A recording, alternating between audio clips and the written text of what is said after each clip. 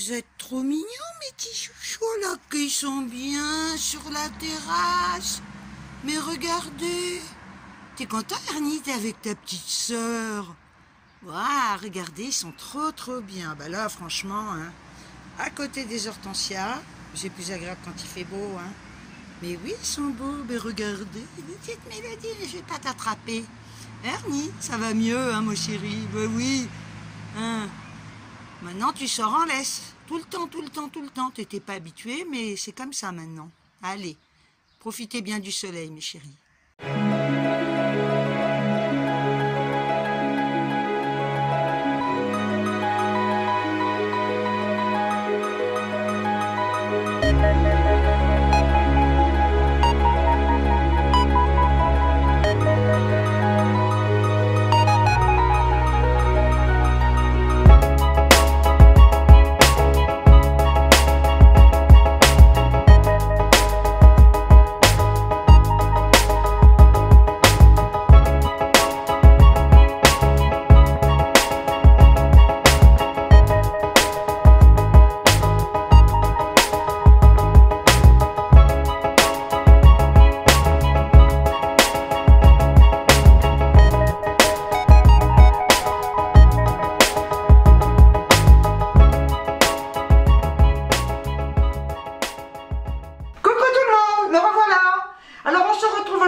Avec un petit retour de course Lidl, hein. J'avais besoin de compléments, donc je suis allée les acheter. J'avais rendez-vous chez le médecin pour renouveler mon ordonnance et puis pour faire un petit point. Voilà, donc apparemment l'auscultation, tout ça va bien. J'avais un colis à poster, donc quand c'est comme ça, je regroupe tout. Et j'en profite pour aller également faire des courses. Concernant Ernie, je vous ai mis des petits posts hein, pour vous donner des nouvelles. Donc je vous expliquerai un petit peu à la fin des courses ce qui s'est réellement passé, comment ça s'est passé et comment je l'ai vécu, quoi. Enfin, de toute façon, comment je l'ai vécu, ceci dit, on imagine bien que je ne l'ai pas vécu avec un grand sourire. Donc je vais déjà vous montrer les courses et puis après je vous raconterai un petit peu l'histoire d'Ernie. Voilà, alors on est parti. J'ai acheté des boissons comme ça, parce que j'avais acheté de la Badois il y a quelques temps, aux agrumes et au citron. J'ai bien aimé, je me suis dit, je vais tenter ça. C'est Freeway, hein, c'est comme le Coca, c'est leur marque. Donc agrumes, ce sont des bouteilles de 2 litres. Donc boisson rafraîchissante gazéifiée à base de jus d'orange, concentré, saveur agrumes avec édulcorant. Bon, de toute façon, moi l'édulcorant j'en prends et je m'en fous, que ce soit bon ou pas.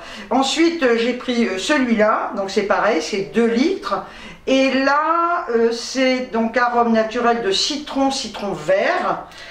Et j'ai pris bien évidemment un cola Freeway 0, 2 litres. Alors, je vais vous donner les prix. C'est 99 centimes les 2 litres. C'est pas cher. Alors, ils avaient de la Badois, comme j'avais acheté il y a quelques temps. 1,54 la bouteille d'1 litre, je crois. Et la 3e bouteille devait être à 58 centimes. Je me suis dit, si c'est bon, ça... autant que je prenne ça, de toute façon ça va être pareil, hein, je vais vous dire.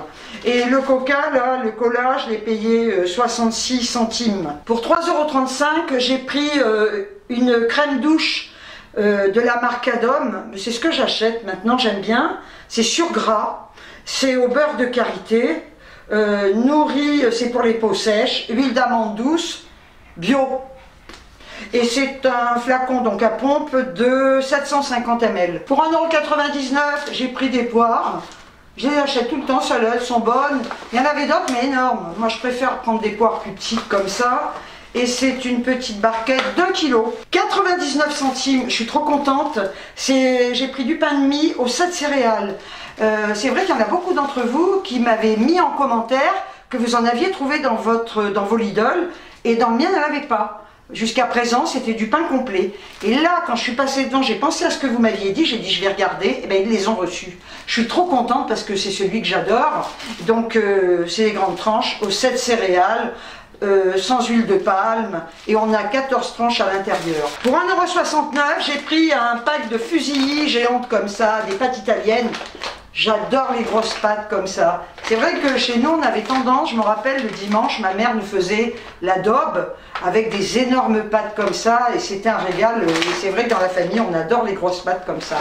Et c'est un paquet de 500 grammes. Pour 2,09 €, bon, j'ai pris 27 bâtonnets de surimi. Pour 2,45 €, j'ai pris des pruneaux d'Agen. Non mais c'est chiant parce qu'ils mettent dénoyautés ou avec noyau. Je les ai tous faits, hein. Il n'y en avait aucun dénoyauté. Et vu que j'avais envie de pruneaux, j'en ai pris avec des noyaux. Bon, je voulais en prendre. J'en aurais pris 2 paquets hein, si ça avait été dénoyauté. Mais là, avec des noyaux, c'est vrai que j'aime pas. Très gros, voilà. Donc c'est un paquet, ils sont sans conservateur. Et c'est un paquet de 500 grammes. Pour 1,37 €, j'ai pris de l'emmental râpé. Pour 1,79 €, j'ai pris 2 pains. Ils appellent ça des pains sportifs. Alors, bah, c'est nouveau, enfin du moins dans le mien, j'en avais jamais vu auparavant. Je goûterai, apparemment il y a des raisins secs et je me demande s'il n'y a pas des céréales dedans. Moi je vois des raisins secs. Donc à mon avis, j'adore le pain comme ça, hyper massif. Pour 3,19 €, bon, j'ai pris des cerneaux de noix.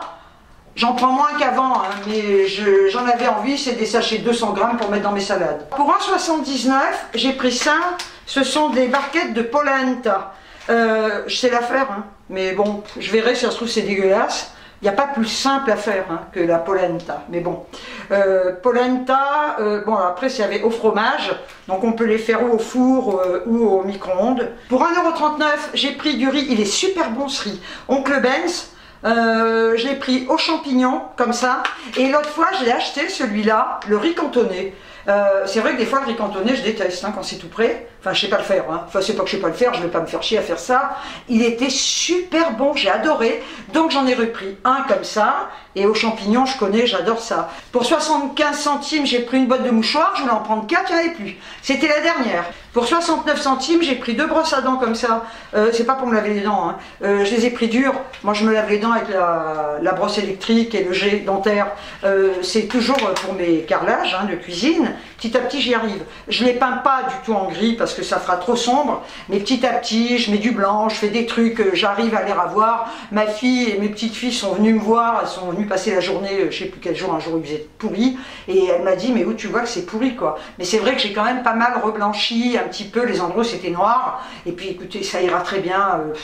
Franchement, j'ai les yeux qui se portent toujours sur des trucs qu'il faudrait éviter de regarder. Quand on est maniaque, on devient con, quoi, hein, franchement. Donc ça va rester comme ça. Ceci dit, la maison, elle est vieille. Hein, à un moment donné, les trucs qui vieillissent. Hein. Moi, j'ai bien vieilli, et c'est pas pour ça qu'on va me jeter à la poubelle ou qu'on va me mettre du blanc. Hein. Non, maintenant. Pour 1,99 €, j'ai repris mes éternels bâtonnets au caramel. Ils sont super bons. Alors, c'est mon seul plaisir. Franchement, j'arrête de manger des cochonneries. Quoique.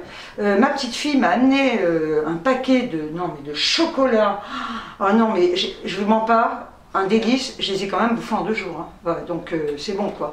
Mais là, les glaces, j'en ai envie, donc je me fais plaisir avec ça. Il faut savoir que pendant le confinement, j'étais quand même montée à 86 kilos. Hein. Et là, je fais 84. Hein, donc je suis en train de reperdre petit à petit. Et puis voilà, donc le médecin me disait marcher. Ben, j'ai horreur de ça, j'ai horreur d'aller marcher, donc ben, je ne marcherai pas, hein, c'est tout. Hein. Alors après, j'ai pris celle-là.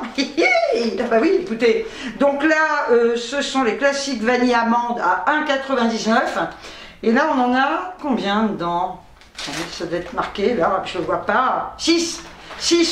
Et là, au caramel, on en a 4. Elles sont bonnes, celles-là. J'avais acheté la pistache l'autre fois, c'est pas dégueu. Hein. Et alors après, j'ai ça. J'en avais envie. J'ai pris des cônes comme ça. Donc, c'est triple chocolat. Et les cônes, combien je les ai payés, Les cônes, 3 chocolats, 1,64 €. Franchement, les glaces sont pas chères. À Lidl, elles sont super bonnes. Pour Lidl, c'est tout. J'en ai eu pour un total de 37,75 €. Bon, alors maintenant, je vais vous raconter comment ça s'est passé, ce qui s'est réellement passé avec Ernie. J'aurais été incapable de vous en parler avant. Hein. Franchement, ça m'a complètement bouleversée. C'est arrivé vendredi. Donc, le soir, impeccable. Je le sors, il fait ses besoins, il fait caca. Impec. Je regarde la télé, il est sur le lit, tout va bien. Bon. Et puis, à 2 h du matin, je sais pas, je l'entendais descendre, je me dis, mais ça m'a réveillée, on va dire. Et là, quand je me suis levée, il avait vomi dans le couloir. Il avait vomi dans la cuisine. Mais vraiment, quand je dis vomi, c'est de la mousse blanche et en grande quantité. Et là, je l'observe, je dis putain, mais j'ai rien entendu quoi. Parce que quand il y a un chien vomi, on l'entend, je ne l'ai pas entendu du tout. Ce qui m'a réveillée, peut-être, c'est ce va-et-vient, voilà. Et là, je me dis, oula, qu'est-ce qui lui arrive? Bon, ben, je me dis, je vais lui donner du phosphaluvète, j'en ai tout le temps, hein. C'est pour les animaux, quand ils ont envie de vomir ou quand ils vomissent. Je lui en donne, bon. Et je voyais que ça allait pas. Il allait, il venait, il se mettait en position de prière. Alors ça, il l'avait fait quand il avait fait sa première occlusion. Donc on m'a dit à l'époque que c'était quand un chien se mettait en position de prière, c'est-à-dire les pattes en avant comme ça, il lève le cul, il s'étire, c'est qu'il a très mal. Et je voyais qu'il avait mal. Donc je me dis, bon, ben, je vais attendre, le phosphaluvète, bon, va faire effet, il va plus vomir. Et puis il allait, il venait, je me disais, on va sortir dans le jardin, et voir si peut-être qu'il a envie de faire pipi. Je sors dans le jardin, il tournait dans le jardin, il se couchait dans l'herbe qui était humide, alors qu'il ne le fait jamais quand je suis sur le transat, quand il fait beau. Il se couche, mais sinon, c'est pas le genre à se coucher dans l'herbe dans le jardin. Bon. Et là, il était là, et puis il me regardait avec un air, mais de me dire, mais il y a quelque chose, je vais pas bien, j'ai mal, fais quelque chose. Bon. Donc le temps passe, hein, c'est voilà. Et je me dis, j'attends que le phosphaluvète fasse effet, et je l'observe, je me dis putain. Et je disais, je vais appeler le veto, donc ouais, il devait être 2h, 2h30 quand je me suis réveillée. Et puis bon, le phosphaluvète, j'attends, et puis peut-être, on va dire, je sais pas, il devait être 3h30 à peu près. Il vient dans le salon, et là, il recommence, parce que je dormais pas, hein, attendez, je surveillais, genre, je me disais, il faut qu'est-ce qu'il a, quoi. Et là, il vient dans le salon, il vomit, pareil, mais de la mousse, mais c'était marron. Et je me suis dit, il y a du sang là-dedans. En fait, non, hein, parce que j'ai amené chez le veto, hein, ce qu'il avait vomi. Donc rien, pas de sang. Putain, alors là, je me dis, non, c'est pas possible. Donc je commence à pleurer tout ce que je sais. Et je me dis, calme-toi, il faut appeler le veto. Tu vas pas pleurer, il va rien comprendre, quoi. Hein. Et je me dis, mon chien est en train de mourir, là. Hein. Donc j'appelle, heureusement, la clinique, elle est ouverte 24h sur 24. Hein. Donc j'appelle le veto, je tombe sur le veto de garde et je lui explique. Il me dit qu'est-ce qu'il y a, je lui explique, voilà. Il me dit, bah, écoutez, amenez-le, il vaut mieux. Bah, de toute façon, je ne l'appelais pas pour lui compter Fleurette, hein. Je l'appelais parce que j'avais décidé de l'amener. Donc il me dit, amenez-le, ok. Donc j'étais en pyjama, mais enfin, mes pyjamas, moi, c'est pas des pyjamas, hein. C'est des tenues de maison, c'est des leggings, des trucs comme ça. Je me suis dit, allez hop, 4h du matin, hein. 4h du matin, je me dis, bon, bah allez, j'y vais, hein. Comme je suis, je fourre les sabots, je vais rencontrer personne, il faisait nuit noire dehors. Donc, me voilà partie. Alors là, je panique pas, mais j'étais hyper angoissée. Je ne suis pas quelqu'un qui panique, mais je m'angoisse. Je pars de la maison avec Ernie. Tenez-vous bien, hein, j'ouvre la voiture avec ma clé, voilà. Et là, je mets Ernie dans la voiture. Et d'un coup, j'avais mis mon kawaii. Et d'un coup, je me dis, non mais attends, où est ta clé de voiture? T'as dû la perdre dans le chemin. Mais vous croyez que je pensais, je me disais, ben, pauvre connasse, t'as pu la perdre, tu viens d'ouvrir ta bagnole. Alors me voilà partie avec mon téléphone et ma lampe torche du téléphone, je voyais rien, il faisait nuit noire, il n'y avait pas de lumière. Putain, comme ça, presque à quatre pattes, en train de chercher la clé. Et je me disais, mais je deviens folle. Alors je pleurais, mais je disais, mais c'est pas possible, je vais pas pouvoir aller chez le veto, quoi. J'ai plus de clé de bagnole, j'ai dû la perdre. Et puis, putain, mais j'essayais quand même de réfléchir à un moment donné. J'ai dit, non mais attends, vieille connasse, t'as ouvert ta bagnole. Parce que j'avais quand même regardé dans les poches de mon kawaii, j'avais rien senti, hein. Donc je fais ça à les poches du kawaii et il y avait la clé de la bagnole. Bah oui, t'as ouvert ta bagnole. Mais là, du temps que je cherche la clé, Bernie, il était parti. Non, mais vous le croyez, vous? Et je me dis, mais attends, il est malade, où il est, quoi? Et là, je me dis, mais je vais jamais pouvoir aller chez le veto. Donc, me revoilà partie avec mon téléphone, ben, le pauvre, il était monté dans l'allée. Ben, je sais pas, je l'ai vu, heureusement, il était dans l'allée, ça craint rien, là. Mais il devait être tellement mal. Donc, j'ai retrouvé mon chien. J'ai dit, incroyable. Donc, enfin, voilà. Sur ce, j'ai quand même pu me barrer avec Ernie, en pleurant tout le long du chemin. Je suis arrivée là-bas. Donc, il m'a reçu. Là, il l'a ausculté, il m'a dit oui, effectivement, ça va pas, sur le coup, il sait pas. Hein. Donc, enfin, il a fait tout un tas de trucs. Il m'a dit on va le calmer, on va le perfuser, on va lui faire on va lui mettre un cathéter, on va le mettre sous morphine, et puis on va faire des examens. Bon, sur ce, je suis restée, je sais pas, moi, je suis arrivée là-bas, il devait être 4h15, je suis restée jusqu'à 5h30, quoi. Hein. Et je lui disais, excusez-moi, mais je pleurais, non, mais c'était... Puis alors, quand ça arrive la nuit, c'est pire. Oh, quoi que c'est pire, c'est pareil la journée, hein, c'est votre chien. Hein, bah. Et il me dit, bah, il est mal en point, quoi, il est mal en point. Donc, il me dit, bah, de toute façon, vous le laissez. Bah, je dis, oui, ben, je le laisse, oui. Et je rentre chez moi. Bah, alors là, vous dormez pas, hein. Vous dormez pas, et je me disais, mon chien, parce qu'il me dit... si je vous appelle pas quelque part, c'est bon signe, je vais faire ce qu'il y a à faire pour les examens, pour voir ce qu'il y a, sinon je vous appelle, et sinon vous appelez tout à l'heure, à 9h du matin. Voilà.